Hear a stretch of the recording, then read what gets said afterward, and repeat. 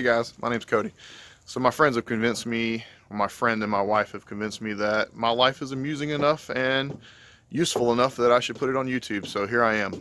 I think I'll give you guys a tour of the homestead to let you see how everything works and what I do. I do all the pastured poultry, pastured turkeys, forest/pasture raised pork, all, you know, the typical Salatin style that's pretty popular, the sustainable agriculture method. So I'm into all that. So come along for the ride and let's take a tour of my homestead this morning. All right, first stop. Not really part of the tour. This is just a fun thing. Don't plant a mulberry tree, even a dwarf mulberry tree, anywhere near where you want it to not be gigantic. Check this out. This mulberry tree was, I don't know, it was about that big,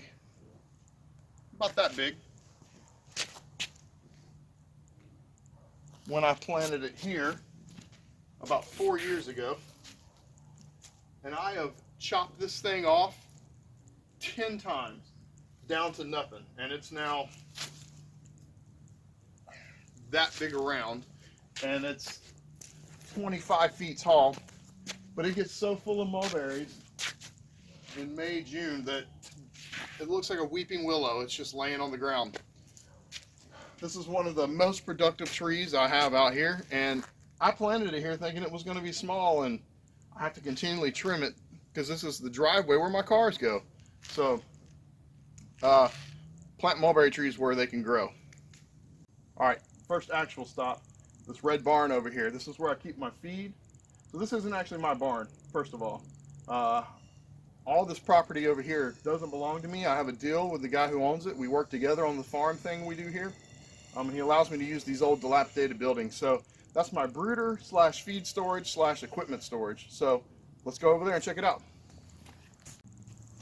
All right, we just have to get some feed at this point. Well, need a bucket. My son might have already done this chore, possibly. We'll see.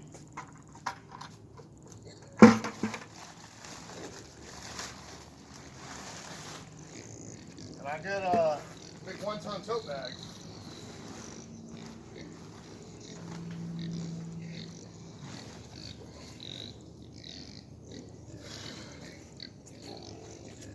This is the absolute most gorgeous feed you can find. I found a Mennonite farm about 2 hours from me, and it's literally half the price of the feed store and quadruple the quality. It's freshly milled. See if you can see that. It's not that brown flake crap you buy at the feed store. I mean, you could pull out wheat and corn and soybean husk and all that kind of stuff that's in there because it's freshly milled. The only problem is with that is this is South Georgia. It's humid, and I deal with some mold issues. So one day I'll build something to circumvent that, but I'm not quite there yet, I don't guess. So here's my brooder. Let's go in and see. And they are out of food, so I guess Silas did not do this. There's about 80 chicks in here, and they're about 2 weeks away from going on pasture, and I could tell already that I pretty desperately need to change the bedding in here. I start with hay as a bottom layer, and then that kind of gets matted down too fast, so I don't do very much more of that. I do a layer of the wood chips you buy from Tractor Supply or wherever, and I do about 2 layers of those, then I do another layer of hay, and I just do the deep mulch method the whole time they're in here. But these are my meat chickens in the brooder. Let me get them fed. Watch out, little chickies. Watch out, little chickies. And they go nuts.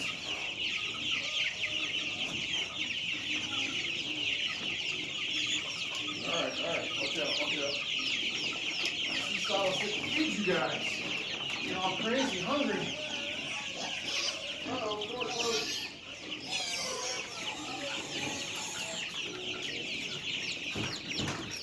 Also another project, brace the door. Living on the homestead, man. The project's never end. Oh, get out of there.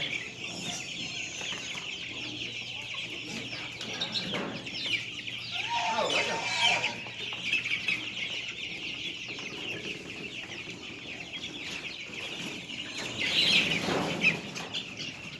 No, you get out. You get out. Get out. Oh. Great. A big chicken's in here now. Alright. I gotta get this idiot thing out of here. Otherwise it'll terrorize the babies. I don't know why they like it in here so much. Come here. Get out of here.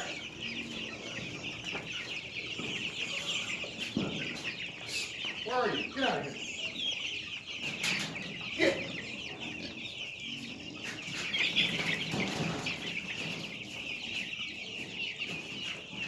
Get out of here. No, get. Get. Go. Get out. Oh, there we go. Okay. Alright, that's good. I really gotta get some more bedding in here. My goodness.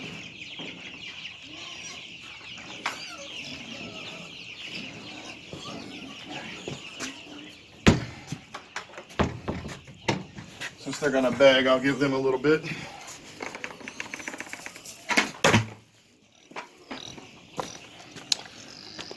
Or I'll drop the whole bucket and give them a lot. These chicks, this is my laying flock that are just personal layers. They don't really get fed. They kind of fend for themselves. They're completely free range. They go out there and steal pig feed a bunch, but that's about it. Oh, another cool feature of this, and maybe I'll feature this in a video. This is my automatic waterer. I'm not Danny. That's the other guy. So it's just a barrel with a hose that runs into the barn.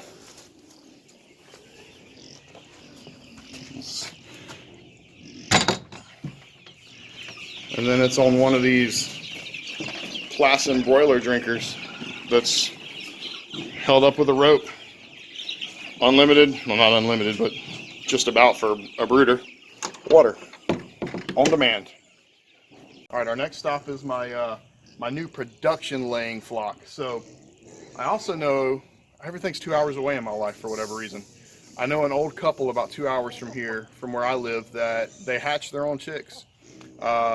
It's kind of crazy. I go into this dilapidated old barn looking thing, and you walk in and it's like a spaceship. There's like $40,000 turners and hatchers and all this kind of stuff. So everything I do is local. I'm pretty big in the local movement.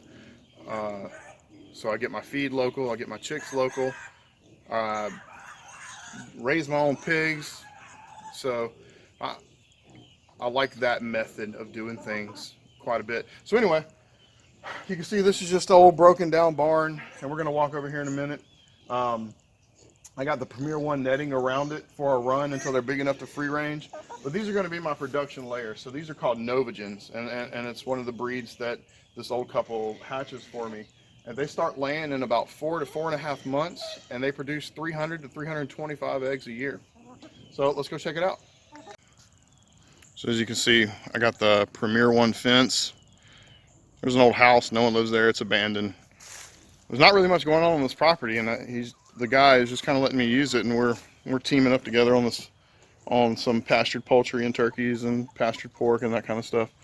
But anyway, these are essentially the same, variation of the Golden Comet, but I just have a 7-gallon waterer and this sort of automatic, sorry about that, this sort of automatic feeder here, where it's pried open, but the chickens just step on the feeder and it opens normally, but that's pried open now. And then I have the standard charger from Premier 1 that everyone uses, the IntelliShock. And then the entrance, let's actually turn that off so I don't continually get shocked. I seem to have a bad habit of always forgetting. Oh, and it's off. That's probably not good. To either turn it back on or turn it off. Oh, yeah, let's check that view out again. Right on the Deepwater River here. All right, so let's go into the door. Oh, got some bathing here. I'll see you inside. Here we go. And this was some old workshop type thing that I just ripped everything out of, and I cut some, actually reused the boards that were in here. Then me and my buddy, we cut some limbs or some tree sections and just nailed it up there, and now they have a pretty big perch. It's a pretty cool little barn. It's all rough sawn. I'm really into that type of stuff. Really cool old windows. But I think this was an outdoor kitchen originally. You can see how the siding is, if I get it to focus. But yeah, just a really cool old barn for my layers. And there's 50 layers in here total. What I didn't show you was my door setup here. So it's just on a rope on a pulley, and that's on a hinge. It's just a section of the wall we cut out, nailed back together, and now we have this door. Quick, show you how it works. You just take it and pull, and that gets raised up, and we'll lower it back down. I'll show you what it looks like. I don't really use it much, I just kind of let it go free, but it just matches with the siding. Anyway, so that was a cool little project we did. And this kind of loosely hangs here.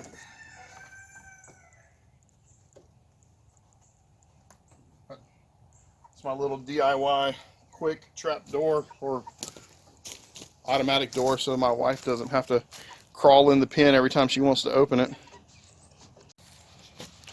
All right, so the next stop is the pigs. We'll go over here and check those guys out. And I have Cooney, Tamworth, and a Cooney sort of mutt mixed breed that I raised for meat.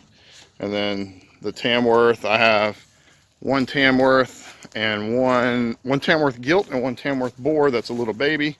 And I'll be breeding them and probably going more with Tamworth rather than Cooney in the future. Although I'll keep some of my initial breeding stock. But let's set this up and I'm gonna get them some feed.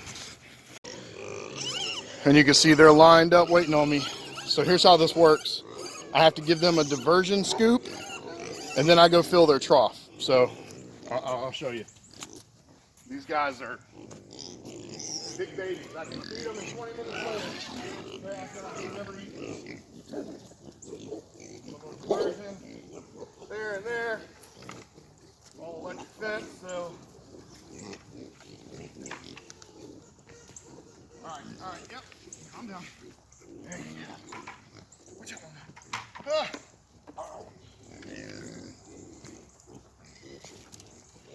They'll mob you, let me tell you that right now.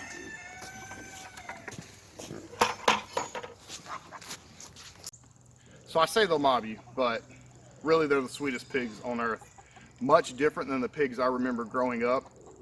But they're hungry pigs. They'll trip you up and they'll bump into you. They won't bite you or do it out of meanness. They're just trying to get to the feed. So there's 30-ish, I kind of lost count, about 30 pigs in here. Like I said, Cooney, Tamworth, and Cooney mixed with, I think, about a quarter wild hog at this point. They're in, I have 4 strands on my electric fence, but to be honest with you, I'm sorry, 1, 2, 3, 4. I could probably keep these guys at this point with 1 strand and be just fine. The 4th strand is mostly for the goats. So I also keep my goat, everything is in electric. I don't have any hard fence whatsoever. Every single bit of fencing that I own is completely mobile. It's all electrified on solar electric. So if I move tomorrow, everything goes with me and it's not a big deal at all. So I've never had, I say never, little baby pigs escape. They don't try to go anywhere. They go right back to mom.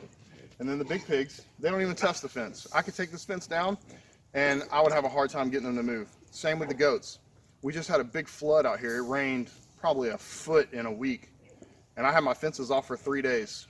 So no electric going to these fences, and I kept 6 goats, a cow, and 30 pigs in with no electricity running to the fence. So once you get your animals trained, it's a very simple, efficient, mobile way to raise animals. So next stop on the tour, I have one little boar that I didn't castrate because I wasn't sure how I was going to move forward with breeding, and he got a little too aggressive, so he's all on his own right now temporarily until I figure out whether I'm going to castrate him or just send him straight to freezer camp or sausage camp or whatever we want to call it. And I don't make jokes about that lightly, that's not a joke, but I made a mistake early on in raising pigs, and I didn't castrate a boar, and I should have castrated him because he became very, very aggressive once he was with other pigs. He's the sweetest little thing in the world in his own pen by himself, but with other pigs, he's just, you can't do it. He's trying to mount everything, and the other pigs are miserable with him around. So let's go check him out and let's give him some feed. You know what? I guess I lied. I do have one hard fence. Little boar, we call him Little Boar. Little Boar isn't a hard fence. It's just 4 pig panels. I started with hard fence, I started with pig panels, and I trained to electric in pig panels, and I just threw this up to temporarily keep him in. But, and I can't feed him in a trough, as you can see. He likes to root everything up, which is uncharacteristic for the coonies, but this guy seems to really love it. So another thing about what I do, I showed you the non-GMO feed, although that's probably the first time I've told you that. It's also non-GMO, in addition to being freshly ground and locally grown. But I only do this in the morning. In the evening, I have a deal that I've worked out with a local produce distributor where I go and pick up a barrel of fresh produce every single day, or just about every day. So my pigs, in addition to being on forest and pasture and getting non-GMO supplementation here with this freshly ground feed, they also get a barrel of fresh produce every single day. So these are some happy, healthy pigs, I'll tell you that right now. Next stop, I have a little baby Tamworth boar that I just bought, and there's a funny story with that guy. I ordered this boar, and me and my buddy were out here doing a chore, and I got a message saying, hey, your boar's on the way in a couple hours. And this was probably 8 weeks before when I bought this boar, and I looked at my friend and I was like, hey, I messed up, man. I have a pig coming here in 2 hours that we have to get ready for, and I had nothing prepared at all. No fencing, no nothing. So we stopped what we were doing and jumped on getting a temporary structure. I feel like that happens to me too often. Do anybody else have a problem buying animals and forgetting about it, and then having more animals than you intended and not telling your wife or your husband and accidentally having an animal show up? Because I had to have that conversation with my wife that day, and I feel like I have that conversation a lot. Anyway, let's go. Let's check out the Tamworth. And his name is, my kids named him. His name is Tamerham Lincoln. And my other Tamworth is Tammy Swanson. So I think we'll just keep going with this name as we grow our Tamworth herd. It'll all be some Tam name that'll be funny. But come on, let's go check Tamerham Lincoln out. As we're on the way, so there's Little Boar right there. There are some meat chickens over here that I'm raising in a method that I haven't tried before, but I'm giving it a shot. We'll come back to them and just give you a panoramic view here. All of this out here, all the way around, about 30 acres, has recently been cleared, and we plan to plant those in orchard and pasture. And then way over there is I say way over there, it's not that far, but my cow and my goats. I'm on about 2 acres here. So just a panoramic view. This is where I've been processing chickens, just right here in the open air. There's my sawmill. Tamerham Lincoln's over here, and we're gonna go over there in just a second. And then this is just my house, just a simple little 2 acres with a house in the most beautiful location imaginable. All right, let's go get Tamerham Lincoln fed. Boy, I guess I told another lie. This is also the one fence. Again, this is a temporary fence that's not on solar. It's on an old Parmac fence charger I got from my granddad. And I'm pretty sure that this was the fence charger that was the bane of my existence when I was a kid and shocked the mess out of me 100 times on my granddad's farm. But anyway, Tamerham Lincoln is over here. This is the initial pen where I trained my cow to electric. And now it's just a temporary holding pen with the Premier One pig. I forget which exact one it is. I think it's the 12, is it 1224? I don't remember. Anyway, that's the stout Premier One pig fence. And it's been pouring down rain here. This was not muddy a week ago, and it's just absolutely flooded. And you can see Tamerham Lincoln, he's a little crazy sometimes. They're a rambunctious breed, and I just got him a little cooney baby in there for a friend. So here we go. Let's get them fed.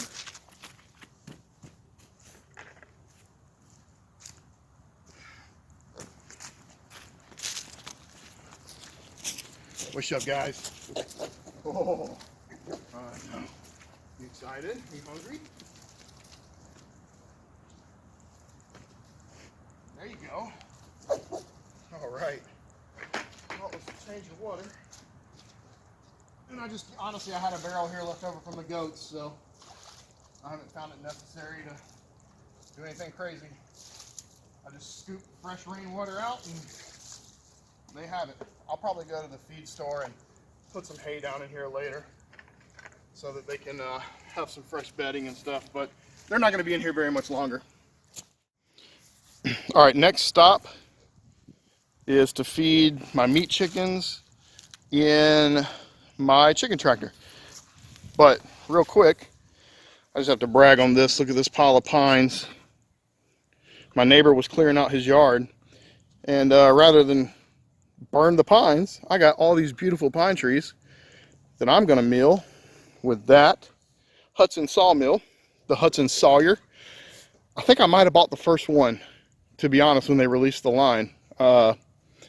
It was their floor model that they sent me, so I might have bought the very first Hudson Sawyer sawmill. But there's a 30 by 40 pad.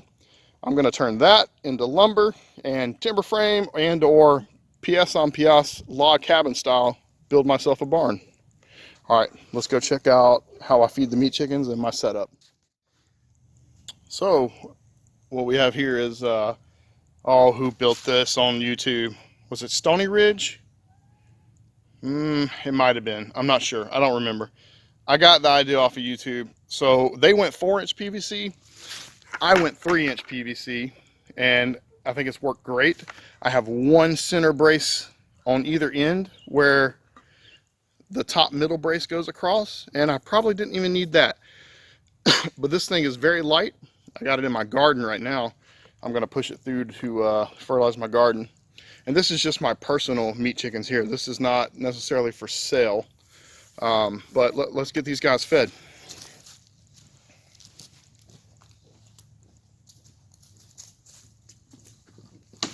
Well, they still have plenty of water, so I'll just clean that out a little bit. Dump that out. Grab the food. So I'll be honest with you. Oh, I forgot my bucket.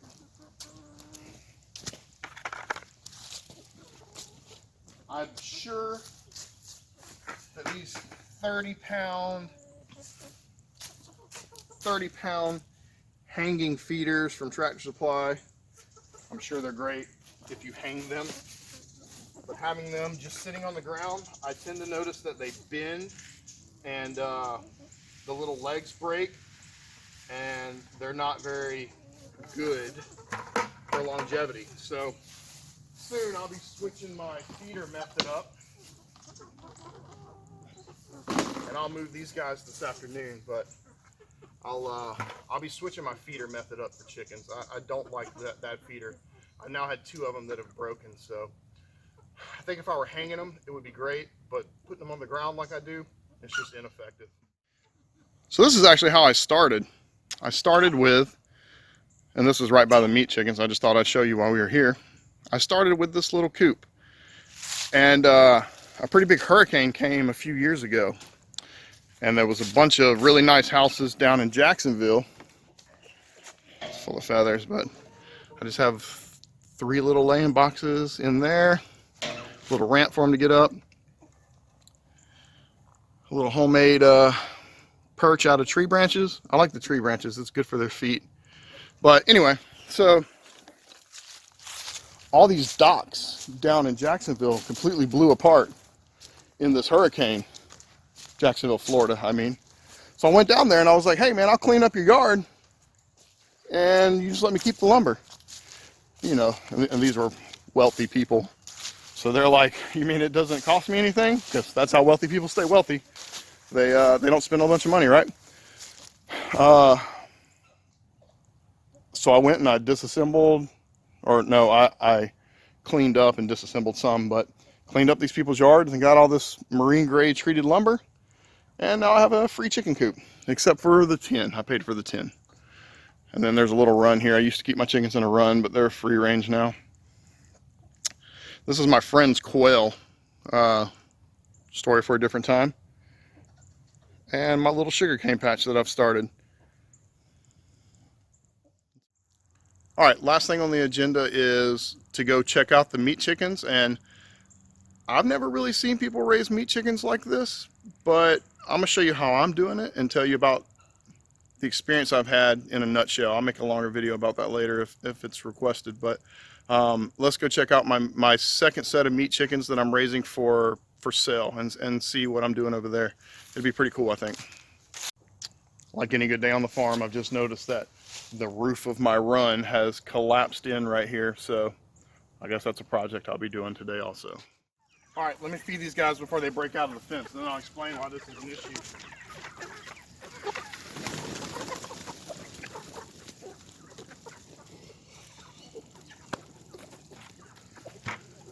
Yep, I know. Come here. Come here. Come here. No, no.